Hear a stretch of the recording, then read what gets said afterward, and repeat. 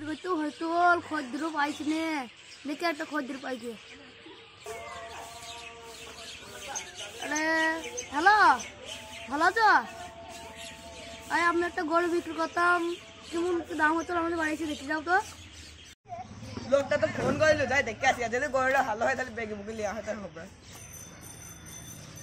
তখন ফোন করেছি একটু বসছি যা, আসছে কি দেখি। A few moments later. চলো, তুমি আসতে দেরি করলে বলে গরু তুলে দিলাম। কোনো অসুবিধা নাই, আসু। গরু দেখো, গরু তো ভালোই, তার দাম কত লিবা বলো? চলো ভাই তাহলে বাইরে যাই বসে দাম দরটা করি গা। চলো ভাই, চলো পেছনে বসো গা। কত লিবা বলো ভাই গরুর দামটা? একদম 85 টাকা নেবো ভাই। কত টাকা বললে হবে বলো ভাই? ভাই 40,000 টাকা লিবা। না ভাই, অত কমে দেওয়া যাবে না। কত লিবা বলো? 45 টাকা দেবা। 41 লিবা লাস্ট দাম।